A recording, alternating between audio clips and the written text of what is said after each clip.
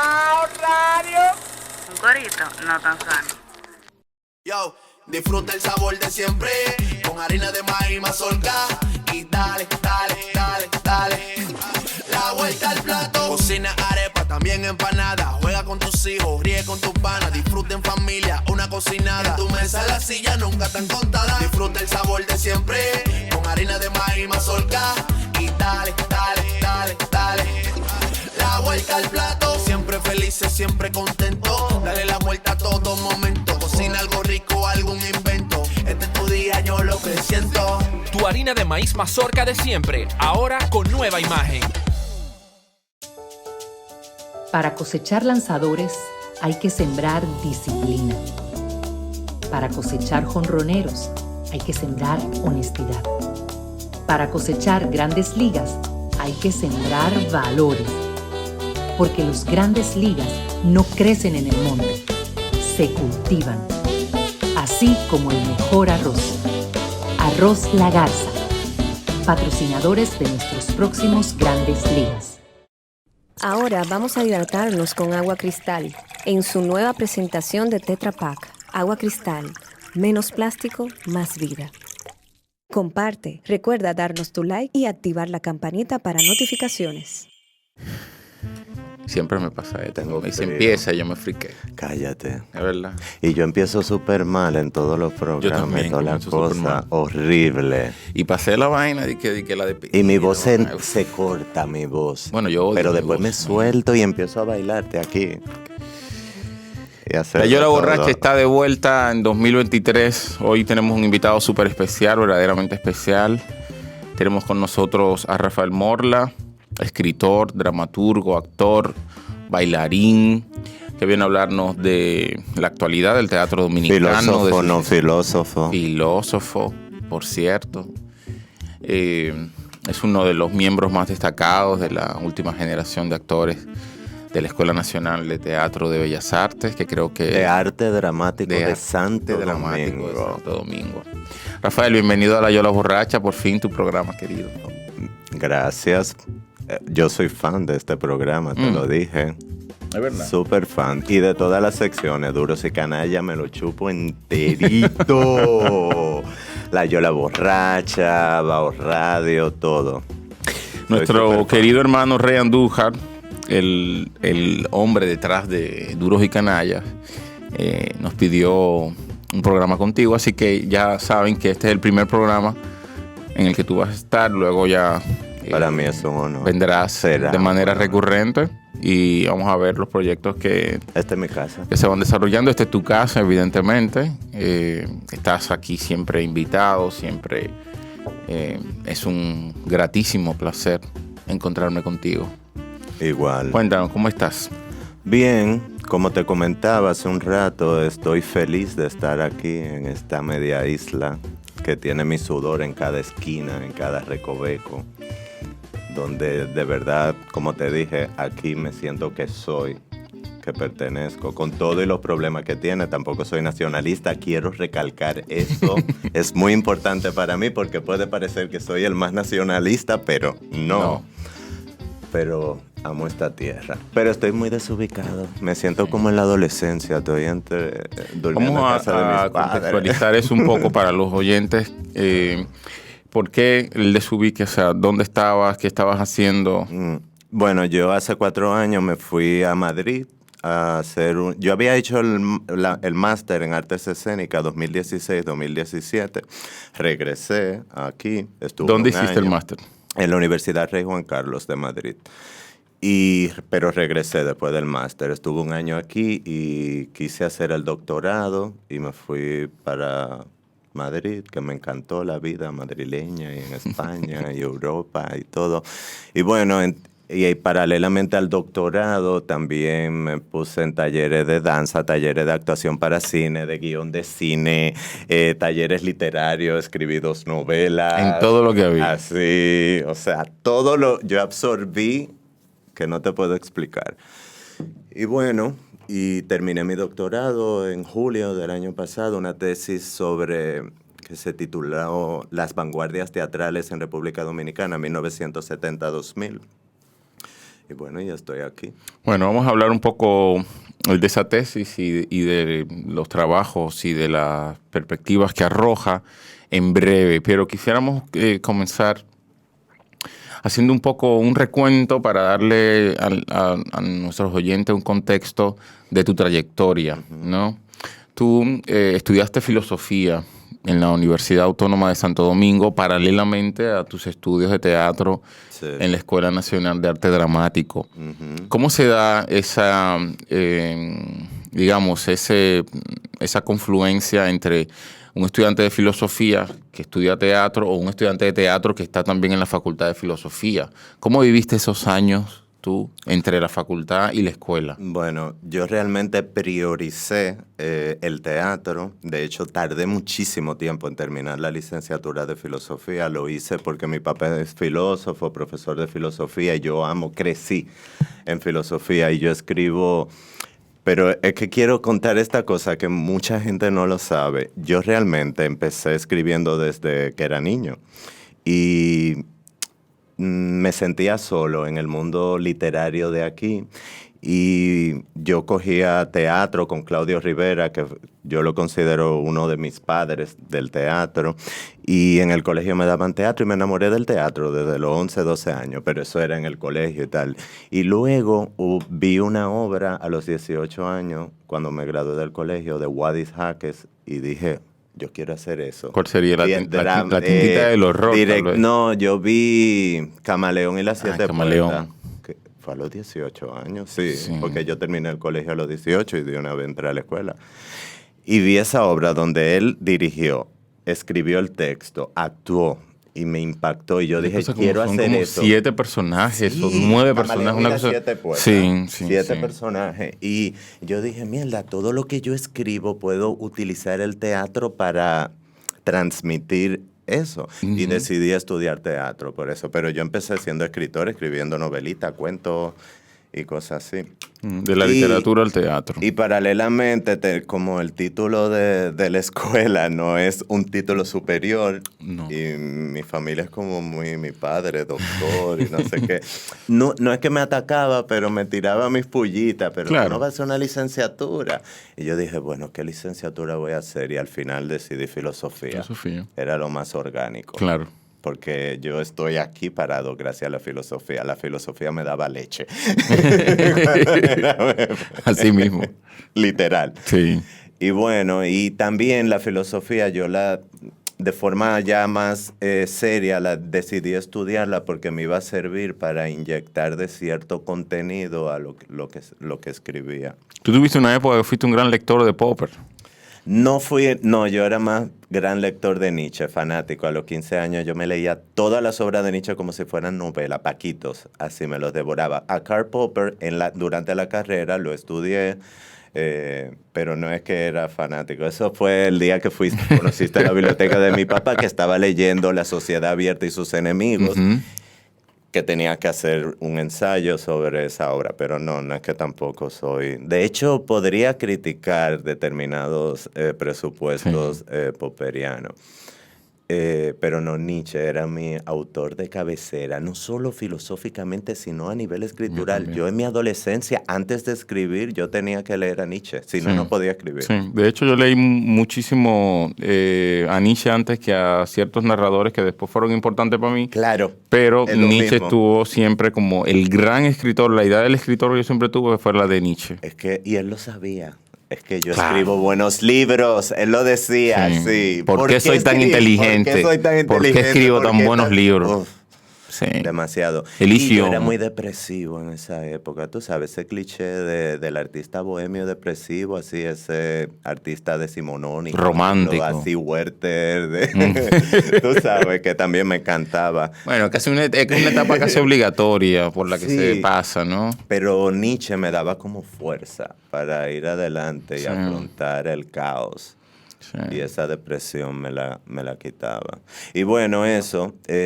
Pero yo prioricé los estudios de la escuela de teatro. De hecho, me gradué de la escuela de teatro y seguía estudiando filosofía. Cogí una materia, 2, 3.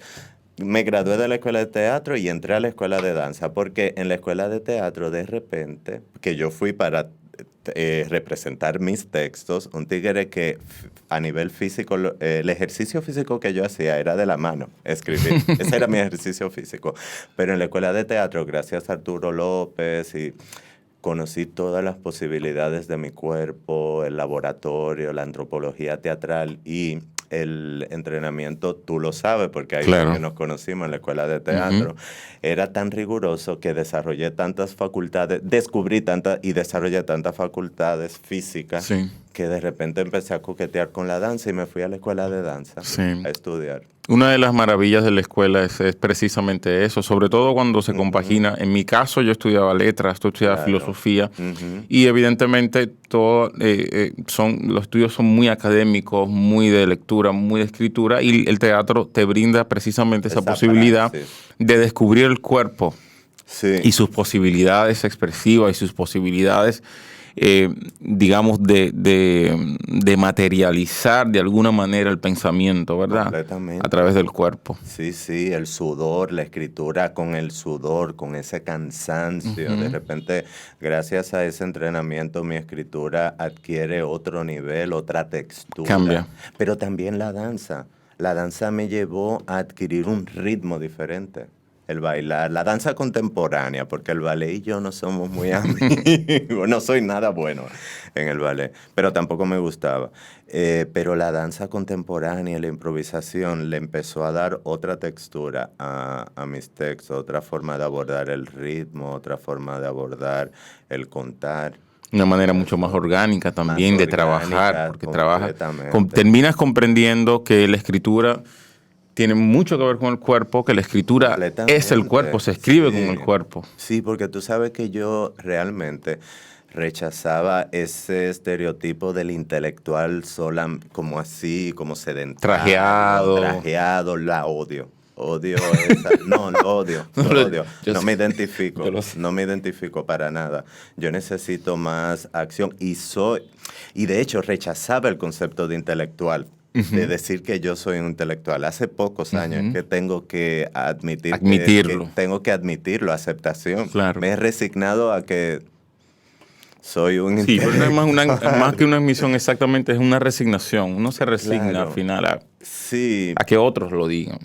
claro, digamos. exactamente, pero yo creo que también la intelectualidad yo intento abordarla desde otro lugar, Sí. ¿sabes? Desde otra forma de estar, de sentir, y siempre atravesada por el cuerpo, incluso ahora que dejé de bailar.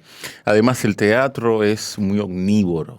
Ay, sí, El teatro es tremendamente omnívoro y eso yo creo que es lo que realmente siempre nos ha atraído el teatro, ¿verdad? Que siempre atrae mucho el teatro porque el teatro es muy omnívoro. El teatro requiere verdaderamente lo que decía Stanislavski, ¿no? Un actor tiene que saber de todo, tiene Claro. que leer de todo, Sí. tiene que cultivarse en todas las áreas posibles, Hay intelectualmente. que estar óptimo. Exactamente. En el teatro. Eso no es solamente el saber No. decir o el saber moverse. No, no se puede dejar el cuerpo solo No, tampoco. para nada. Y eso que tú dices me parece muy interesante, el teatro como omnívoro. Yo lo veo que el teatro en las artes escénicas es como tan omnívoro como es la novela Dentro de la literatura, Dentro de la sí. literatura. La Sí. novela coge todo. De todo. Pues el teatro en las artes escénicas lo coge todo. Sí, sí. Sí. Dialoga con el No, performance. incluso con se las artes sale, es decir, el visuales, teatro sí. puede beber perfectamente de la filosofía, Sí, de la pero literatura, por de la completo. música completamente. Sí. Es muy, muy Es lo fuerte el maravilloso, teatro. Sí, sí, sí. Y también algo a nivel vital, para mí es muy importante, son muy, muy importantes. Si este programa es en vivo, no te preocupes. No, yo estoy en mi casa, yo no estoy pensando que estoy en un Tranquilo, programa. claro. Bueno, sí, lo sé que estoy Bueno, en el más o menos, programa, pero más o sí. menos, exacto. Sí, sí. Que para mí las cuestiones vivenciales son muy importantes. Por ejemplo, yo estudié en un colegio de clase media alta de aquí, como que crecí como en un ambiente muy agringado, muy spanglish, muy snob, con cierto snobismo y cierta superficialidad, a pesar de que mis padres eran comunistas y tenían un sentido de crítica Sí. social. Yo me considero Pero eran intelectuales. que tuve una niñez muy alienada, muy bombardeada por la cultura MTV, etcétera, Sí. y por cierta superficialidad. Yo era como una especie de hippie chic, algo así. Y el teatro me puso los pies sobre la tierra, loco. Sí. El teatro me aterrizó sobre otras realidades, conocer otras personas con otra forma de ver la vida y de vivir la vida y de vivir. Sí, porque también la escuela tenía eso, la confluencia de gente de muchas clases sociales distintas y además de maestros que yo siempre, y lo he dicho, creo que lo he dicho aquí varias veces, una de las cosas esenciales que me parece que tenía la escuela era que eran maestros, son maestros muy orgánicos en el sentido de que tú podías estar tomando una clase con Claudio Rivera y en la noche irte y ver a Claudio Rivera en escena. En escena, uf. No, eso no pasaba, por ejemplo, en la universidad, ¿verdad? Donde tú, qué sé yo, tomabas unas clases con gente que tal vez no había escrito nada, que tuviera, digamos, cierta relevancia o por lo menos que estuviera actual, ¿no? Tú tenías esta oportunidad en el teatro. Sí, coger clase de voz con Olga Bucarelli Con y Olga después Bucarelli, verla y después actuar. ver actuar Esa a Olga maestra Bucarelli. de la organicidad. Exacto. Ella es la organicidad andante. Verla poner en práctica lo que nos enseñaba. Igual con Claudio Rivera, como ya mencionaste, y todo lo... María Castillo. María Castillo. ¿Tú El gran cogiste Arturo clase López. con María Castillo? Sí, de dirección. Ah, sí, a mí también me dio dirección. Maravillosa. Y bueno, pues eso, corroboro. Pero el teatro me cambió la vida y me salvó la vida. Yo creo que fue tu gran escuela, no sé. Sí, para mí fue mi en gran todos los escuela, yo siempre sentidos. lo digo, lo he dicho aquí varias Sí. veces. Fue mi gran escuela. La universidad para mí fue... Como un espacio ahí. Sí, pero fue tremendamente decepcionante. Yo tuve una época, sobre todo ya la última parte, donde verdaderamente fue, porque fue muy cuesta arriba para mí, tener que pasar de un aula de la UAS a un aula en Bellas Artes. Entonces tú ¿Tú estabas fuiste allí. primero a la U? ¿Tú dices Yo fui casi paralelo? concomitantemente, muy Ok. paralelo, pero ya yo había iniciado en la universidad cuando yo inicié en Bellas Artes. Mi primer año en la universidad y de repente comencé en Bellas Artes, descubro a estos maestros, su organicidad, su trabajo constante, su dedicación. Era gente que no iba a una clase, por ejemplo, era gente que vivía ahí. Sí. Tú tenías la impresión de que los maestros vivían en la escuela y de que vivían en su arte, estaban todo el tiempo en su arte. Es que esa es la esencia del teatro latinoamericano y caribeño, que de hecho que fue lo que llamó la atención de Eugenio Barba y por eso Sí. desarrolló el concepto del tercer teatro, Sí. que ese teatro que se desarrolla en las periferias con las precariedades más grandes, que no es por el simple hecho de mostrar, sino de vivir el teatro. Y eso es, ese fenómeno es en latinoamericano y Sí. caribeño. Y eso nosotros lo vivenciamos en la Escuela Nacional de Absolutamente. Arte Dramático. Además de un teatro y una escuela que está profundamente vinculada a la sociedad, Sí, ¿no? Que no pasa así con la literatura y mucho menos con la filosofía. claro. Por lo menos en nuestra sociedad, ¿no? Sí. Donde hay muchísimo más contacto con la sociedad a través del teatro que con la literatura, por ejemplo. Un país donde, bueno, el escritor probablemente más medianamente leído no se acerca para nada al contacto que tiene una compañía de teatro o una obra de teatro y al impacto que logra Claro. el teatro en la sociedad. Mencionaste ahorita a Wadi. Sí. Para mí Wadi también es un referente muy potente del creador. Sí. A mí Wadi yo nunca lo he visto Tiene ni un siquiera como un talento. actor, ni como un dramaturgo, No, ni como él un trasciende intelectual. eso. No, Wadi es nada un de creador, eso. es un creador Sí. esencial que enseña Un mucho. performer. Sí, pero es un tipo del que Integral. tú puedes verdaderamente Ujú. aprender. Sí. A mí Wadi es uno de los creadores dominicanos de los que yo más he aprendido. Y además que lo ha hecho, digamos, contracorriente, ¿no? Porque Wadi de alguna manera siempre ha sido un creador muy respetado, pero al mismo tiempo nunca ha estado en el establishment, para decirlo de alguna manera. Sobre O sea, todo el primer Wadi Jaques. Claro. Porque también, como pasa con todos los artistas, Hay un primer momento, claro. Hay una primera etapa, una segunda, una tercera, etcétera. Woody Allen no es el mismo. Claro. El primer Woody Allen, el segundo Woody Allen, pues... Ni el Wadi de New York no es el mismo que el Wadi de aquí. Claro, o sea, el Wadi por el cual yo decidí estudiar teatro, que me junté con él en Madrid en diciembre, y yo se lo dije, tú sabes que yo me dedico al teatro después de ver una obra tuya, y se emocionó muchísimo. No es el mismo Wadi de ahora, que no estoy diciendo que sea peor o mejor. No, pero que los artistas diferente. tienen etapas. Tienen etapas. Es normal. Exactamente. Pero otro aspecto que tú mencionas de la obra de Wadi Jaques es ese aspecto integral del performer, etcétera, que no solo el actor y tal. Bailarín, cantante. También muchas de sus obras... las temáticas LGBT, Sí. sin caer en el, tú sabes, en el activismo per se. Pero también es un creador muy político. Claro. Sí. A mí siempre me pareció un tipo social, político. y una ironía fuertísima. Político, Sí. pero de una manera muy, muy radical. Sí, esa risa, las risas que desprenden Pargo, Camarón y las Siete Puertas son risas del drama. El drama de esos personajes, de esos travestis, de esas... Los valores estéticos siempre están por encima, por eso no cae en el panfleto, puro y simplemente. Sí, referente muy importante para muchos y para mí en particular. La obra de Wadi es importantísimo. Cuando terminas la carrera, te vas a hacer el máster en artes escénicas. Fíjate que no te vas a hacer el máster en filosofía. Claro. Es decir, que evidentemente ya el teatro ahí, ya tú estabas conquistado por el teatro. Sí. Y además el teatro te brinda, digamos, tus primeros, se les puede llamar éxitos. Sí. ¿No? Tus primeras incursiones en la dramaturgia. Todo. ¿Dónde comienzas? ¿O cuáles, digamos, tus primeras obras que se presentan? ¿Cómo se da ese proceso? Mira, cuando yo me gradué de la Escuela Nacional de Arte Dramático, me fui a hacer danza, a estudiar danza en la Escuela Nacional de Danza, que está arriba.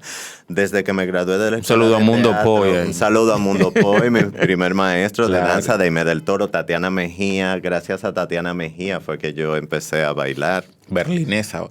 Sí, que está triunfando en Berlín. Ay, sí. Pues entonces, yo estudiando en la escuela de danza, Carlota Carretero dirige el Teatro Rodante Dominicano y me contrata como actor. Me hace un casting, etcétera, y yo me convierto en actor de la compañía Teatro Rodante, donde viajamos el país entero llevando teatro a comunidades que nunca en su vida han visto teatro, y esa cosa era hermosa. Yo a veces lloraba así cuando te agradecían, como, wow, nunca habíamos visto esto, y era emocionante. Claro. También después llega Marianela Boan. Yo todavía no sigo estudiando filosofía, fíjate, empecé juntos, me gradué de la escuela de teatro, ya soy actor profesional, pero sigo estudiando filosofía lentísimo. Sí. Llega Marianela Boan y funda la Compañía Nacional de Danza Contemporánea. Voy al casting y soy bailarín de la compañía. Llegó un momento que yo estaba en las dos. Actor del rodante y bailarín de la compañía. Yo salía del rodante corriendo y me tenía que poner el switch de bailarín. Y llegaba así, cogía mi carrito, subiendo, porque el rodante era en el Palacio para irme. Fue muy fuerte, esos 2 años fueron muy intensos. Yo no sé cómo yo pude, las 20 y tantos, a esa edad. Claro. Y también la pasión. Con Marianela Boan yo aprendí muchísimo. La danza gran maestra. Contaminada, ella me enseñó muchísimo. Y no solo de danza, también de teatro, porque tiene una formación maravillosa. Y con Carlota Carretero también desarrollé muchas facultades a nivel actoral, porque yo no quería ser actor. Yo quería... Pero de repente, pero... se me da bien y me gusta. Sí. Pero si tú te fijas, yo danza, actuación, todo lo he hecho desde la escritura. La escritura siempre ha atravesado todo eso. Es lo central. Claro. Sí, de hecho, yo publiqué en estos días, se publicó un ensayito que escribí, creo que se titula... soy actor, filósofo, bailarín, dramaturgo, escritor, no soy nada, soy.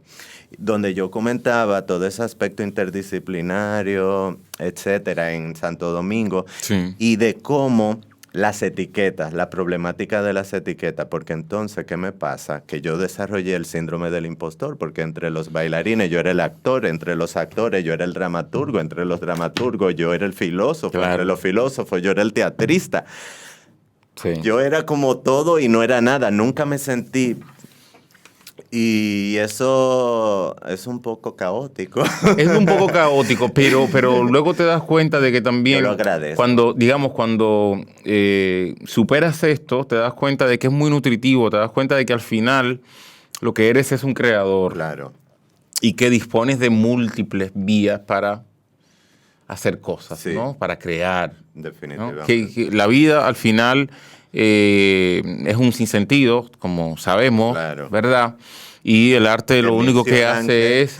Sí, y eso es lo único que vale para vivirla, dice Cioran. Claro, que fue después de Nietzsche es Claro, también lo amaba. Aunque yo te voy a decir, hay una tres época muy escritores que- fuerte con Yo Cioran. tengo un trinomio, ¿no? Bueno, no una Cioran. época, todavía Cioran sigue siendo para mí Es que es demasiado maravilloso. lo máximo, Maravilloso. lo máximo. Y es Una muy gran fuerte guía esa espiritual. depresión, ese coqueteo con el suicidio, Sí. pero a mí me da vitalidad. Pero llevada siempre con esa Sí, calma. Claro, claro. Esa calma que da la... ¿cómo se llama esto? La lucidez. Sí, Esa calma extraña, desesperada, pero lúcida, ¿no? Esa lucidez desesperada de Cioran. claro, es que esa lucidez que uno siente o experimenta al leer a Cioran es la lucidez que te da el abrir los ojos a la inutilidad de la existencia. Claro. Pero que mucha gente lo puede interpretar como que es muy fatalista, muy... que te Contrario. puede empujar al fracaso. Es todo Es lo un gran contrario. vitalista. Cuando ya yo asumo lo inútil y lo absurdo de esta existencia. Entonces abrazas ya- la vida. Ya es que uno abraza Claro, la vida. exactamente. Claro, hay muchas ideas preconcebidas y muchos clichés sobre el nihilismo incluso. Sí, sí. Y Hay eso- mucha, digamos, el nihilismo todavía sigue siendo negativo. Sí. Y no es un valor negativo. Claro, Yo no bueno, creo pero que sea un valor también es negativo. que hay dos tipos de nihilismo. Está un nihilismo Claro, hay un activo vitalista. y más vitalista, en el cual entran Nietzsche. Nietzscheano. Y que muchos más lectores de Nietzsche se abrazan en ese nihilismo pasivo, pero el nihilismo de Nietzsche es un nihilismo A ver, cuando más inicio vitalista. Nietzsche escribe, ¿por qué soy tan inteligente? ¿Por qué escribo tan buenos libros? Yo puedo escuchar la carcajada. Claro. y Entiende, cuando dice evidentemente cosas que se está mentales, riendo. Yo no estoy escribiendo para los del presente, No. para los del futuro. ¿Entiendes? Y se Algún ríe. día habrá escuelas donde se enseñe como yo enseño, O sea, como yo es pienso. demasiado. Y su seguridad, sobre todo su seguridad es lo que, digamos, te sostiene cuando tienes momentos, ¿verdad? Sí. Nietzsche podía estar enfermo, podía estar lo que tú Estuvo- quieras. todo Y lo siempre escribió enfermo. estuvo consciente de su potencial, de Sí. quién él era, de por qué era importante lo que él estaba pensando y lo que estaba haciendo. Sí, lo más interesante es que uno de los filósofos más importantes de la contemporaneidad y sin embargo su formación era filosófica. No, Porque era un filólogo. Era un filólogo, Entonces, claro. él llegó ahí de chepa. Sí, sí. y deconstruyó y volvió la historia de la filosofía en dos. Era un antes gran y un después poeta de también. Nietzsche. Era un Sí. gran poeta porque era un gran escritor. Maravilloso. Era un gran Esas escritor. imágenes y esas metáforas. Lo que no se puede decir de Heidegger. Heidegger es bastante problemático, pero a mí me encanta Hacer y Tiempo. Para mí es importantísimo. Podemos criticar y acabar que hay que hacerlo, la figura de Heidegger, pero su obra es otra cosa. Claro. Yo particularmente, quizá me ataquen por Pero eso, mira, pero yo no lo pero, cancelo. Sí, no, buenísimo. Yo no cancelo la obra de Vamos a Heidegger. entrar en un tema fantástico, que es, hemos estado hablando de eso con Rubén Lamarche, nuestro querido escritor, fundador de Bajo Radio. La escuela de resentimiento. Harold Bloom, el crítico norteamericano, le llama la escuela de resentimiento Ay, sí. toda crítica que se desvía de los valores puramente estéticos para hablar de una obra. Y tú dices, bueno, que me cancelen si hablo de Heidegger. ¿Por qué te van a cancelar? Bueno, porque Heidegger era un nazi. Misógino. Misógino, quién sabe si homofóbico. Probablemente, muy probablemente. Sí. Machista, todo lo que tú quieras. Y tuvo el descaro de ser nazi con pruebas. Sí, o sea, sí. no es como la obra de Nietzsche, que por ejemplo la hermana. No, que fue mucho después. Etcétera. Y que ya Nietzsche. Exacto. Ya. Que la utilizaron para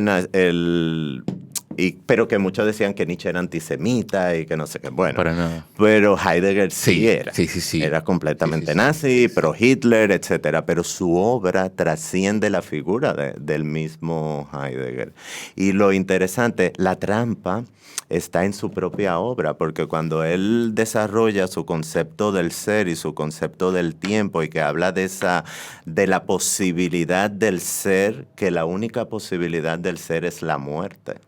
Esa es la única posibilidad de ese ser. Y cuando habla de la existencia auténtica y la existencia inauténtica, también desarrolla todos sus preceptos, pero deja como un hueco a la hermenéutica, a la interpretación. Y ahí fue la trampa. Y ahí hay una esperanza. Esa posibilidad, ese hueco de la hermenéutica que dejó en su obra fue la que permitió que podamos coger su obra y separarla de el Martin Heidegger. Es el corazón vitalista al final de su obra. Que te permite es muy vitalista Heidegger. Entonces yo no cancelo la obra de Heidegger, ni tampoco la de Foucault. Yo no cancelo la obra de nadie. Exacto, empezando por ahí. Gracias. Cancelo la obra de vamos nadie. A cancelarlo todo. De nadie. Miren, estos días estamos hablando de Céline. Céline todavía, que es, para mí es el más grande de los novelistas europeos. Céline tiene una obra como Viaje al fin de la noche que hoy, al día de hoy, con los bombardeos rusos en Ucrania, con la posibilidad de una tercera guerra, bueno, con el hecho brutal de que hay una guerra en Europa. Sí. Hay una guerra en Europa. O sea, Alemania está enviando, Polonia está enviando, España está enviando tanques al frente de guerra. Cobra hoy más preponderancia que nunca la obra de Céline. Y sin embargo, todavía al día de hoy, Francia, que es la república, ¿no? La gran república francesa, la república de la libertad de expresión y del Estado de Derecho, todavía Francia tiene problemas con Céline. Sí. O sea, Francia, hay textos de Céline que todavía al día de hoy no se han podido publicar. En el 2020 intentaron publicar unos textos y se detuvo la publicación.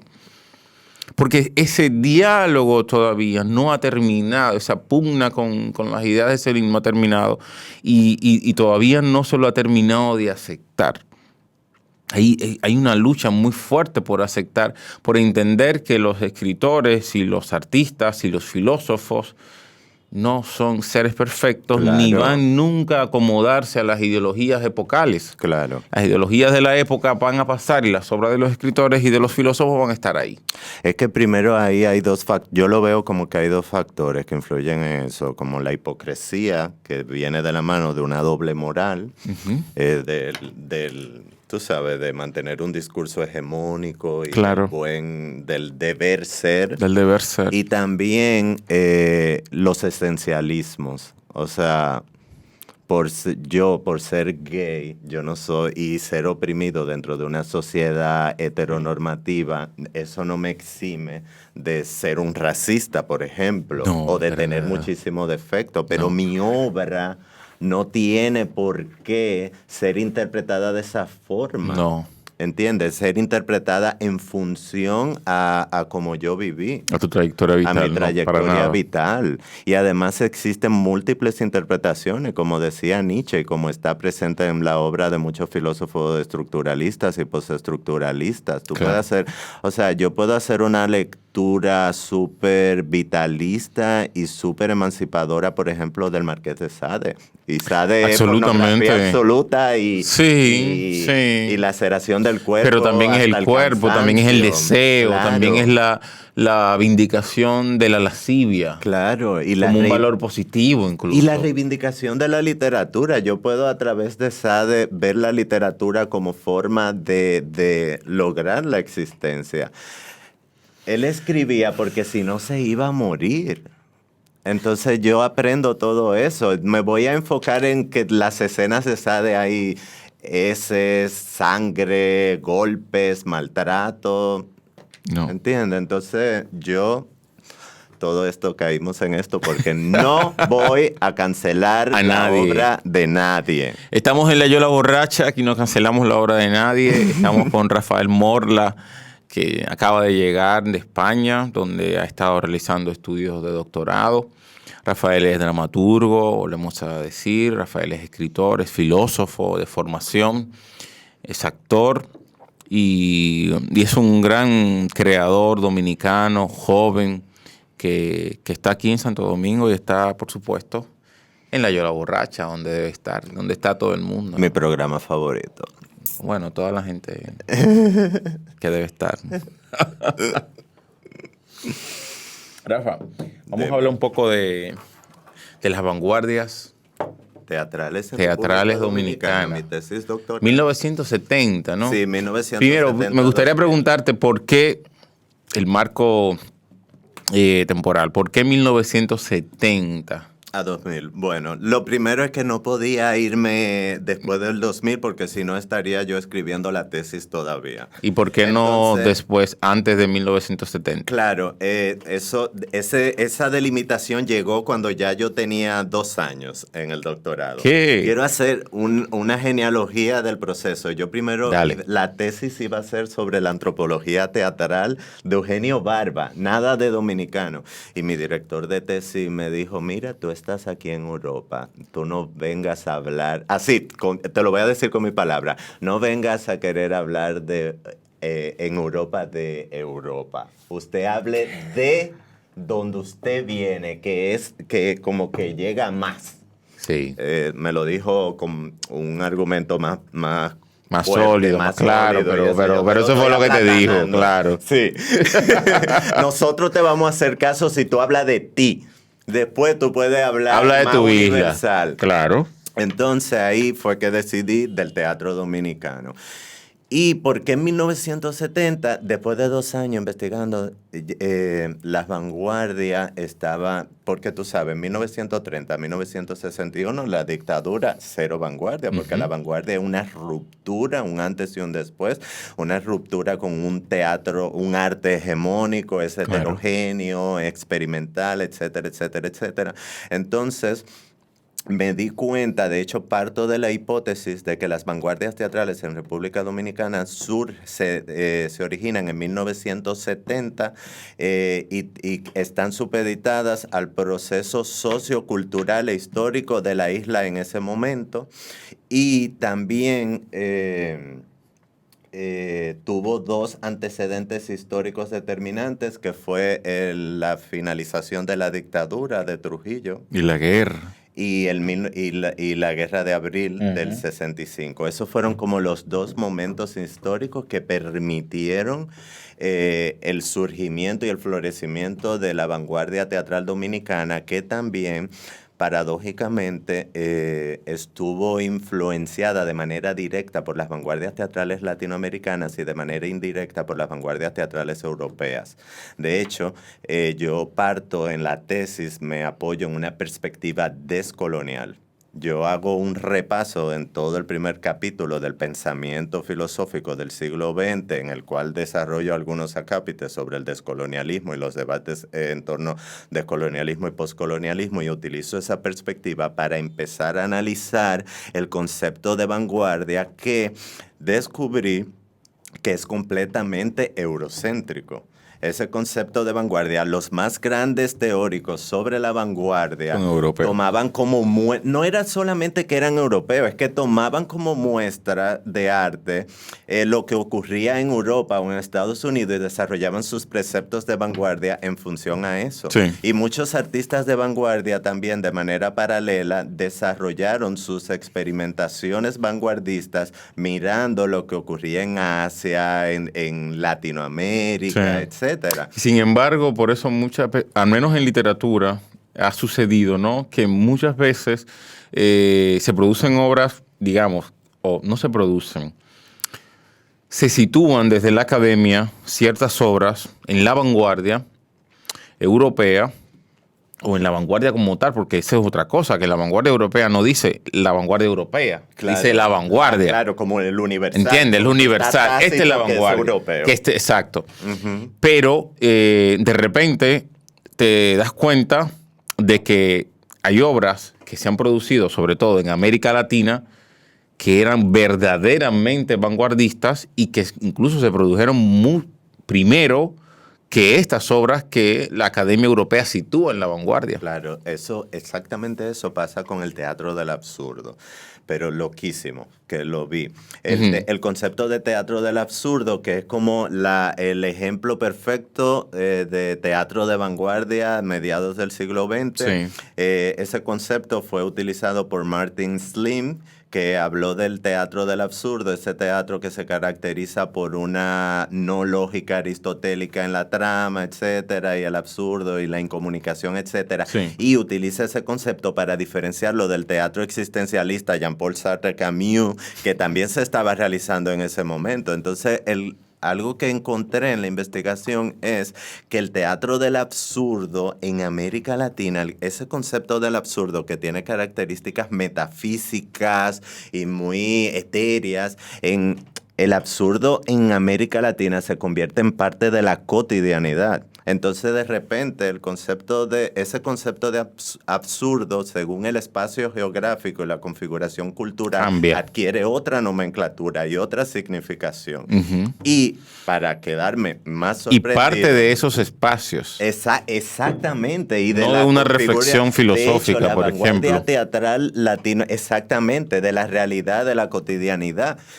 De hecho, la característica primordial esto no soy yo, esto es varios autores que teorizaron sobre las vanguardias latinoamericanas, es que una de las esencias de esta es que absorbe determinadas rupturas de la vanguardia europea, la adaptan a su contexto sociocultural, pero con la premisa principal de hundir las raíces en la configuración cultural de América Latina y el Caribe. No buscan imitar a Europa. No. ¿Entiendes? Entonces eso es lo más interesante. Buscan crear un nuevo lenguaje a partir buscan existir culturalmente, socialmente. Por ellas mismas. Por ellas mismas. Entonces, bueno, en el teatro dominicano también ocurrió en los 70, el teatro popular es un ejemplo perfecto, fue un momento de efervescencia y de compromiso político del teatro de calle. O sea, gracias a unas investigaciones que hizo Reinaldo Disla, que lo cito muchísimo, y todos los teatristas dominicanos me aportaron en esta investigación. De hecho, mi tesis tiene en anexos, está lleno de entrevistas, porque es que hay muy poca bibliografía. Yo quiero resaltar la importancia de documentar y teorizar sobre las artes escénicas, sobre todas las artes. Tenemos un problema brutal con la documentación. A mí me dolió tanto. Increíble. Cuando yo empecé a investigar que del teatro latinoamericano había de todo, del teatro cubano que está al lado nuestro, de todo. Y del dominicano solo José Molinaza, el teatro Gratey con su panorámica del teatro dominicano y un poco de nuevo teatro, doctorales, parecía, no sé. de algunas cosas. Entonces yo tuve que agarrar entrevistas para poder hacer esta investigación. Es muy poco. Entonces quiero destacar la importancia de que se apoye y se teorice y se documente. La necesidad pero urgente, porque es que si no, no existimos, nuestro arte no existe y se pierde. Entonces, y bueno, también es muy fuerte. La verdad que yo quiero detenerme ahí, porque de verdad todo. Que tenemos que volver sobre eso. Es muy, muy fuerte. Cuando uno se dedica te dedicas a investigar, lo que encuentras es brutal. O sea, la falta de documentación, la falta de estudios, sobre todo, te das cuenta de que estamos como en pañales. Y a veces sucede que la gente te pregunta o te dice sobre lo que se hace allí, sobre lo que se hace en tu país, Y bueno, uno no le queda de otra más que decir, ven y velo Ven por a ti verlo, mismo, ven a porque verlo. no hay manera, no hay estudios, no hay revistas, no hay, no sé, Claudio Rivera tuvo una revista, El una época monstruo del fue entremés, la cité varias veces. Eso para una mí, revista, para cuando mí es éramos mítica, estudiantes, o sea, eso era la esa gloria. edición roja del monstruo, yo la tengo en mi, Y yo. como una joya absoluta, Y yo. ¿sabes? Sí. Se hizo creo que 2 números solamente. Sí, hubo 2 números. 2 números de esa revista, luego no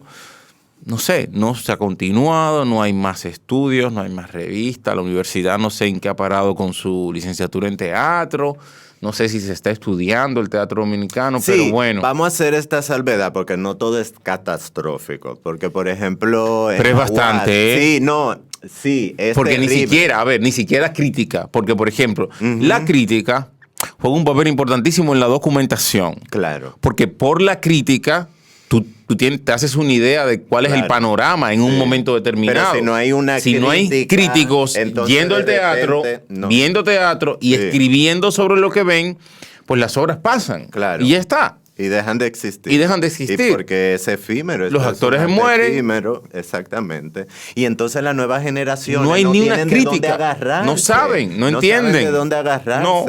Entonces es muy triste. Es muy triste, pero que lo que te quería comentar para matizar un poquito, porque es bastante catastrófica la Es muy situación a nivel de estudiar, criticar y documentar, etcétera. Yo cité algunas tesis de la licenciatura de teatro de la UAS que Sí. fueron importantes. Sí. O sea que ya ahí se está empezando. Hay un camino ahí, hay un por lo camino. menos. Tú sabes que Ay, también hay que resaltar. Te digo que yo Claro, usé mucha claro. de esa tesis, pero que todavía estamos en pañales. Y no podemos ampararnos en el discurso de que somos pobres, etcétera, porque tú quieres un país más pobre que Cuba. Claro, exacto. No se trata de eso. O sea que ese discurso no me lo trago. No, pero Hay yo una creo que falta de voluntad. más que eso, exacto, hay una falta de voluntad y ha habido un descuido. Incluso Sí. ha habido un descuido de los mismos oficiantes. Sí. Porque- Hago un mea culpa. En la Hay que época, hacer por un mea ejemplo, en la que culpa. nosotros estábamos estudiando, Sí. yo me acuerdo que todavía existía cierto aire mítico de la época de la azotea en Bellas Artes. Sí. ¿No? Uf. De gente que no se formó en ese edificio Sí. donde nosotros nos formamos, Al sino lado del en Conservatorio, Bellas Artes, sino en el Palacio de Bellas en la Artes, Galería de Bellas Artes, como se llamaba en esa época, Ujú. era el Palacio de Bellas Artes, bueno, en la Galería de Bellas Artes, ahí en la azotea era donde se daba clases. Sí. Hay fotografías, por ejemplo, que de vez en cuando uno las ve y tal. Están las historias de esa época, ¿no? Si alguna vez, claro, Arturo López, por ejemplo, te relata una historia o no sé, Julio Joseph, que estaba en Madrid, que se formó ahí también en la azotea. Sí. Pero no hay una documentación, ni siquiera de los procesos formativos, Exactamente. Entonces, ni de las obras que se representaban esos años, ni de lo que se estaba escribiendo esos años. Bueno, es bien difícil, pero ahí Pero está el está teatro empezando dominicano. a haber como un caminito ahí, pero que tenemos que comprometernos más con los estudios y la documentación, porque está muy bien. Es que, y ahí yo me apoyé, abrí los ojos con Jorge Dubati, que en su filosofía de la acción teatral, él hace, ese argentino, hace una... denuncia como muchos teatristas argentinos, como el teatro es muy de la praxis, él cuenta como mucho, eso es teoría, lo Exacto. nuestro es el hacer. El hacer. Y él resalta la importancia de el hacer, pero también el teorizar sobre Claro. ese hacer y el Claro. documentar esa teorización Sí. sobre ese hacer, porque es lo que permite que primero ese hacer se desarrolle más, se mantenga hacia la posteridad, porque por ejemplo el novelista queda la novela, Claro. el pintor queda la pintura. Aunque no se escriba sobre ella, aunque no se la Claro. mencione, pero nosotros, por ejemplo, crítica teatral es casi nula. Sí. Casi nula, ¿eh? Ujú. Sí.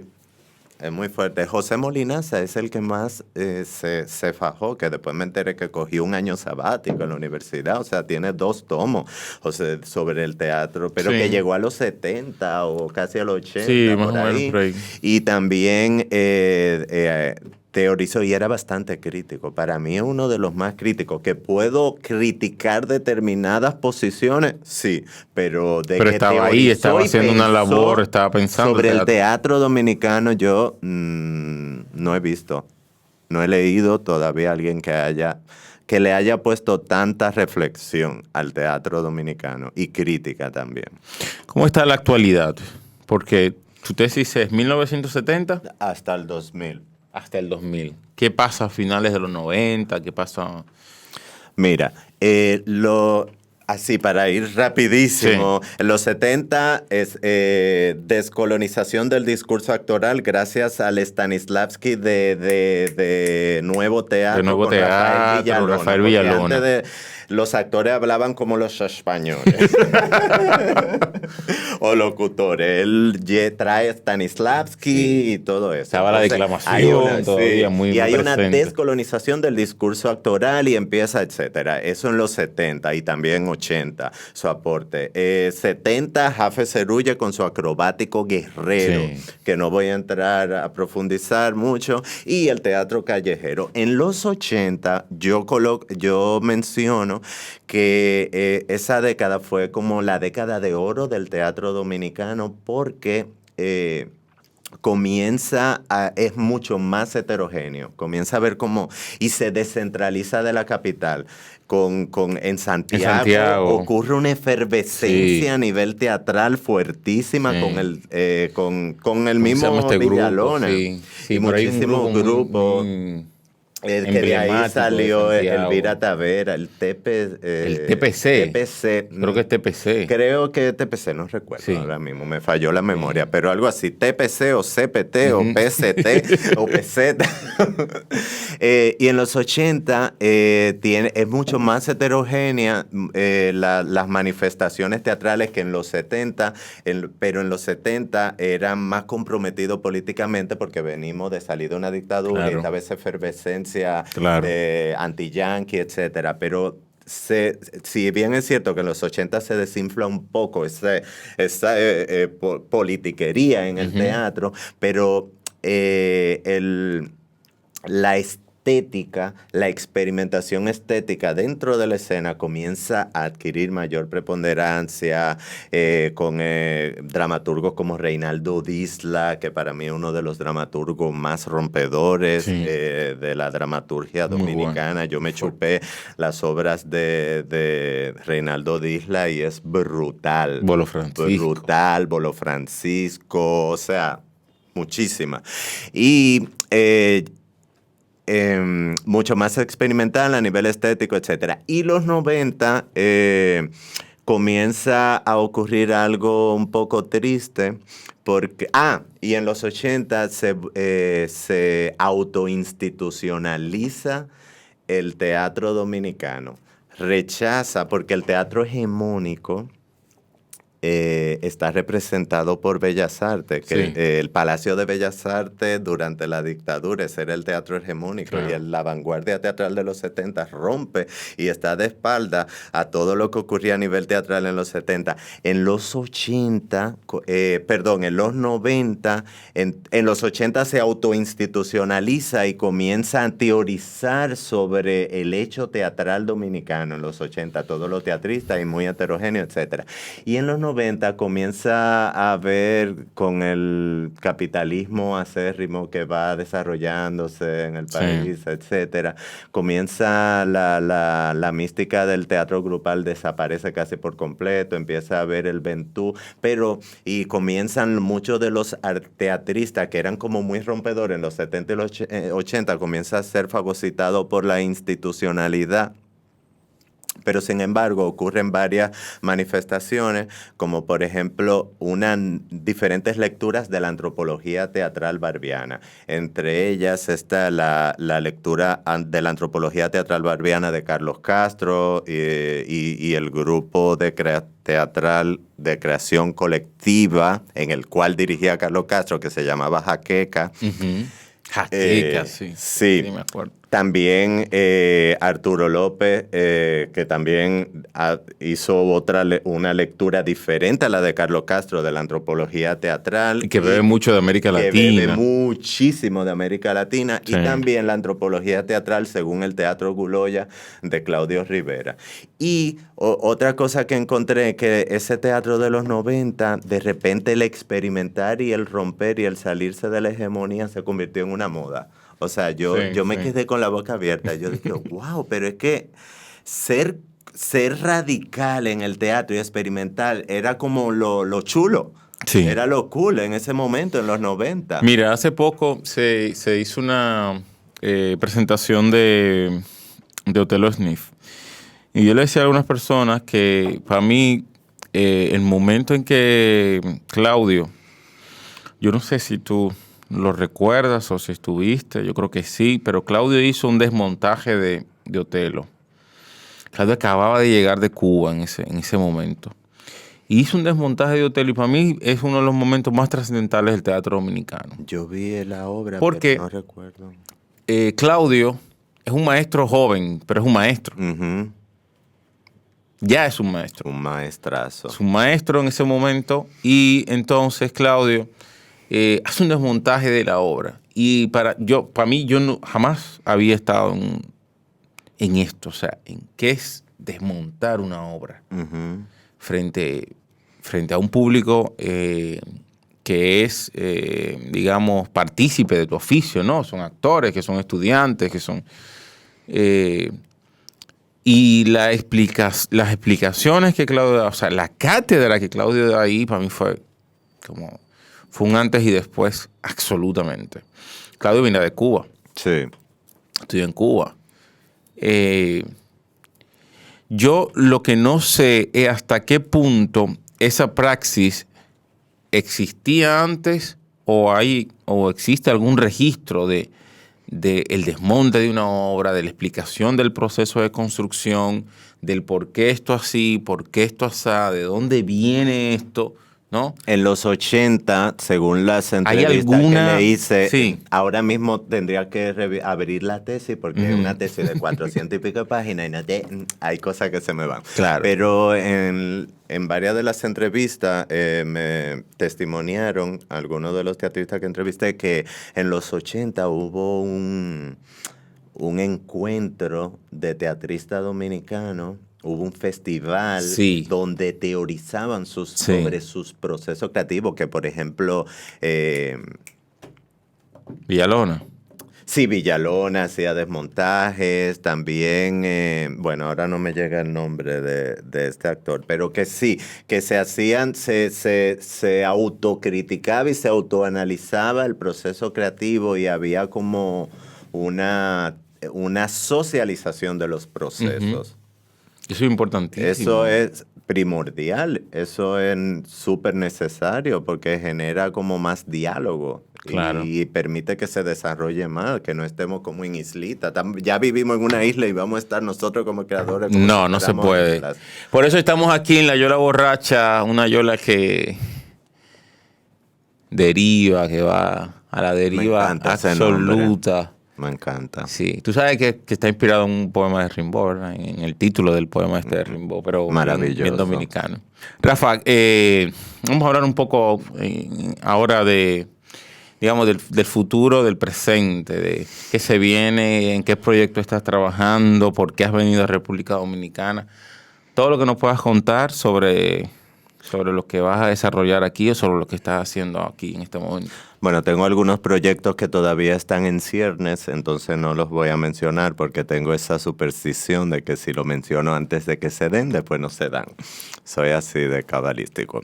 Pero, por ejemplo, voy con Teatro Maleducada, dirigido por Isabel Spencer. Vamos a reponer la obra Varones, que ganó el segundo lugar de dramaturgia en Casa de Teatro y fue Gran maestra, un saludo para Isabel. Sí, ella es maravillosa, directora y actriz.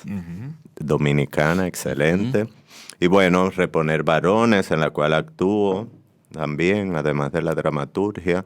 También montar mis obras. Y también tengo unos textos, porque yo he tenido el privilegio, la suerte de ser de los dramaturgos de mi generación, uno de los que más han montado otros directores. Obras mías han sido montadas por Vicente Santos, Isabel Spencer ha montado 2, Claudio Rivera, mi padre teatral, montó El Banquete. Cierto. También yo me automonto. Qué locura. Me autodirijo. Y bueno, entonces hay como 2 obras que me encargaron que serán representadas este año. Y bueno, y escribir y hacer teatro. Qué bueno. Vivir el teatro y sudar. Y lo que te decía, no sé si lo mencioné anteriormente, que aquí yo siento que como que puedo ser plenamente con todas las problemáticas que hay en este país. Yo siento que me puedo expresar plenamente. Qué bueno, es buenísimo que tú menciones eso, porque los artistas dominicanos han tenido una tradición de errancia. Recuerdo mucho siempre de un texto de Andrés L. Mateo sobre Pedro Enrique Ureña que se llama Errancia y Creación. Los artistas dominicanos, los escritores, los poetas, han errado mucho por el mundo, desde el exilio por distintas razones. Hoy tenemos a algunos de nuestros principales creadores fuera de la isla, ¿no? Sí. Ahorita hablábamos de Wadi. Wadi es un creador que tiene un pie en New York y un pie aquí. Pero también está el caso de Junot Díaz, el caso de la misma Rita Indiana que está afuera. Bueno, y un sinnúmero de creadores. El hermano de Reinaldo Disla, don Fran Disla, que tiene un capítulo en mi tesis. Hay un capítulo sobre su obra. A mí me de mi encanta tesis. Fran Disla, es uno de mis creadores favoritos. Excelente. Ahora recientemente publicó un libro de cuentos. No lo he leído. De primera. Lo voy a pedir por Amazon. Fantástico. Un libro buenísimo. Pues déjame decirte sobre eso, que yo dialogaba con muchos dominicanos, no solo de España, sino en Europa, como que tienen una especie de resentimiento, que allá y qué sé yo cuánto. Y yo le decía, mira, yo vine aquí, pero a estudiar, pero allá yo hice todo lo que yo quería. Cuando quise actuar, actué. Cuando quise escribir, escribí. Cuando quise bailar, bailé. Cuando quise ser profesor, fui profesor. O sea, a nivel artístico, a nivel formativo también. Es verdad que me fui a hacer mi máster y el doctorado allá y todo, pero a nivel, lo que yo soy como artista y como individuo fue aquí. Sí. Que lo logré. Sí.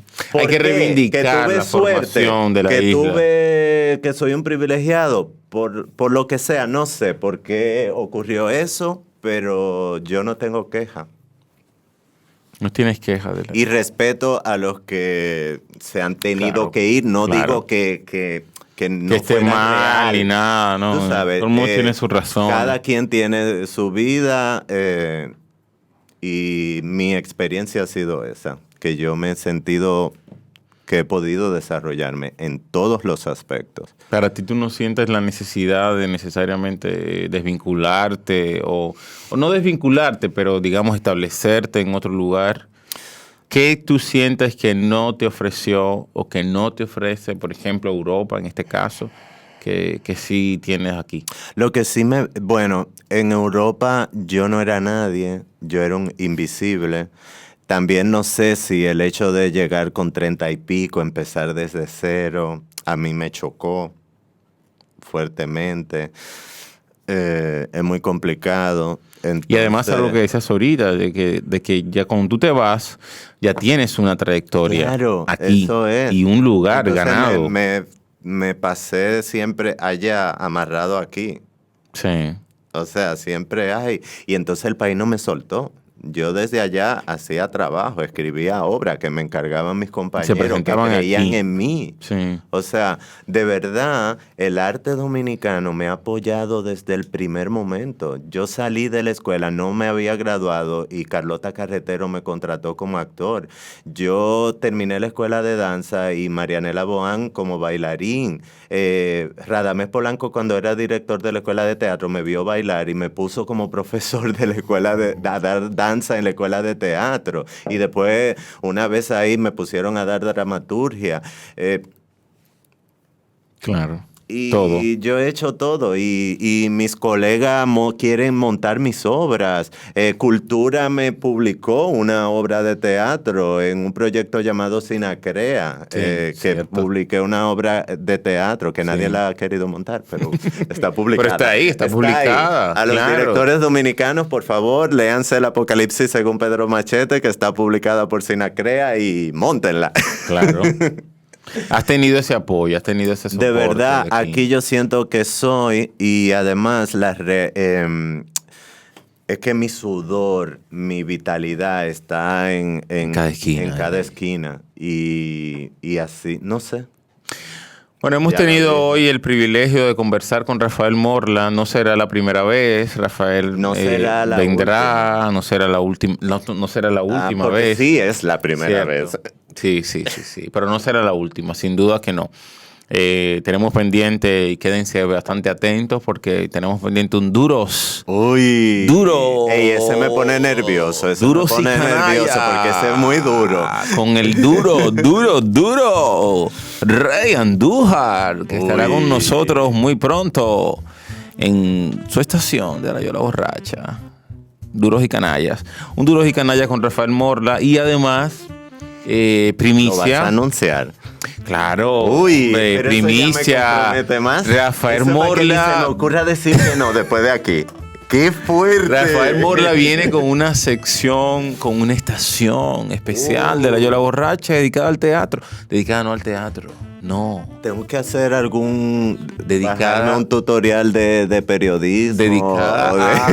Dedicada a las artes escénicas dominicanas, donde Rafael va a tener la oportunidad de entrevistar y poner en escena a actores, directores, creadores, coreógrafos, bailarines, creadores de la bien. escena de las artes escénicas dominicanas. Un espacio que viene por ahí zumbando, ya Rafael está pensando en él, y seguro que van a disfrutar un montón toda la gente que sigue La Yola Borracha y que sigue Bao Radio. Rafa, yo no tengo más que agradecerte. Esta es tu casa. Yo me te he dejo sentido aquí. así, estoy feliz. ¿Sabes? Feliz, de verdad. Gracias. Voy a repetirlo, soy fan de Bao Radio, de La Yola Borracha, de Duros y Canallas. O sea, para mí es un privilegio estar aquí. Es un y quiero seguir viniendo, ¿eh? Claro, no, ya tú estás aquí, Puedo Esta es traer tu mi casa. maleta, yo puedo dormir aquí, cualquier cosa, en la alfombrita. Señores, La Yola Borracha ha tenido a Rafael Morla hoy aquí. Estamos contentísimos de que nos haya visitado, de que haya venido a su casa. Como ya les he dicho, estará presentando una sección especial, así que manténganse atentos a todos nuestros canales. Estamos en YouTube, estamos en Spotify, en todas las plataformas donde se transmiten podcasts. Ahí está La Yola Borracha, el podcast de literatura que hacemos para Bao Radio, la realización de Emil Matos y de Manny Cachero. El Manny. Que es un actor. Es un actor. Y es un pensador, es un pensador. Manny pronto estará también aquí sentado con nosotros. Un gusto, un placer. Gracias. Nos vemos luego. Yo, disfruta el sabor de siempre, con harina de maíz mazorca, y dale. La vuelta al plato. Cocina arepa, también empanada. Juega con tus hijos, ríe con tus panas. Disfruta en familia, una cocinada. En tu mesa la silla nunca tan contada. Disfruta el sabor de siempre, con harina de maíz mazorca, y dale. La vuelta al plato. Siempre felices, siempre contento. Dale la vuelta a todo momento. Cocina algo rico, algún invento. Este es tu día, yo lo que siento. Tu harina de maíz mazorca de siempre, ahora con nueva imagen. Para cosechar lanzadores hay que sembrar disciplina. Para cosechar jonroneros hay que sembrar honestidad. Para cosechar grandes ligas hay que sembrar valores. Porque los grandes ligas no crecen en el monte, se cultivan. Así como el mejor arroz. Arroz La Garza, patrocinadores de nuestros próximos grandes ligas. Ahora vamos a hidratarnos con agua cristal en su nueva presentación de Tetra Pak. Agua cristal, menos plástico, más vida. Comparte, recuerda darnos tu like y activar la campanita para notificaciones.